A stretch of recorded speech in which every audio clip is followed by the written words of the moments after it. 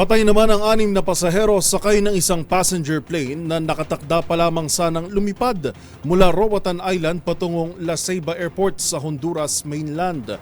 Sa ulat, bigla rin itong nag-crash sa katubigan ilang minuto matapos lumipad mula sa paliparan, ngunit wala pang detalye ukol sa naging sanhi ng insidente. Kabilang sa mga sakay ang US national, French national at 2 minor de edad na napabilang rin sa mga sugatan at nasawi mula sa insidente na kasalukuyan din na iniimbestigahan ng mga otoridad. May kabuuang 17 sakay ang naturang eroplano at 8 ang pinaniniwalaang nasa loob pa nito.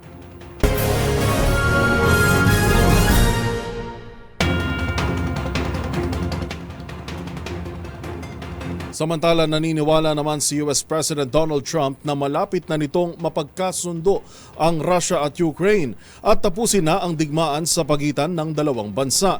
Sa pulong nito kay Russian President Vladimir Putin, nakatakda nitong pag-usapan ng ceasefire deal, gayon din ang kontrol sa nuclear power plant at involvement ng Ukraine sa NATO. Yan at iba pang mga napapanahong balita mula sa iba't ibang panig ng mundo sa Global Headlines Report ni James Galange. Nakatagdang magpulong sina United States President Donald Trump at Russian President Vladimir Putin kaugnay na nakabinbin na ceasefire deal o tigil putukan sa pagitan ng Russia at Ukraine.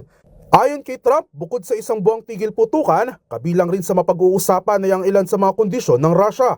Tulad ng pagkuha muli ng kontrol sa ilang Russian territories sa Kiev, gayon din ang kontrol sa pinakamalaking nuclear power plant sa Europe na matatagpuan din sa Ukraine. Nais rin ng Russia na kumalas ng Ukraine sa North Atlantic Treaty Organization o NATO na siyang isa sa naging malaking banta sa Russia noong nakaraang taon. Sa kabila nito, nagpapatuloy pa rin ang kaguluhan sa Ukraine kung saan kabi-kabilang airstrikes ang nagaganap mula sa magkabilang kampo. Samantala, wala pang kumpirmasyon kung kasama rin sa nakatakdang pagpupulong si Ukrainian President Volodymyr Zelensky na magugunitang inimbitahan rin ni Trump noong nakaraang linggo. Sa iba pang balita, natagpuan naman ang mga katawan ng nasa 15 individual na pininiwalaang pinatay at ang iba naman ay inilibing ng buhay sa isang balon sa Sudan. Ilan sa mga ito ay may tama ng baril sa ulo, habang iba naman ay sugatan dahilan para sabihing inilibing ng buhay dulot ng mga naganap na kaguluhan sa lugar tulad ng nangyaring civil war noong 2023.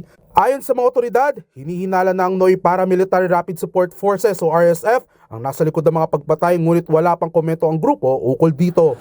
Samantala, milagrosong nakaligtas naman at nakauwi sa kanilang tahanan ang isang mangingisda mula Peru na na-stranded sa gitna ng dagat Pasipco sa loob ng 75 araw. Ayon sa mangingisda, nakatakda sana lamang itong pumalaot ng halos 2 linggo nang maabutan ito ng malakas na bagyo at para mabuhay, dito na siya kumain ng ipis, ibon at maging ng pagong. At matapos ang mahigit 3 buwan, dito na natunton malapit sa baybayin ng Ecuador kung saan mahigit 1,000 kilometro ang layo mula sa pinanggalingan nitong bansa. At yan naman nakalap nating balita mula sa iba't ibang panig ng mundo. Para sa MBC TV Network News, ito si James Galange ng DZRH TV, una sa Pilipinas, una sa Pilipino.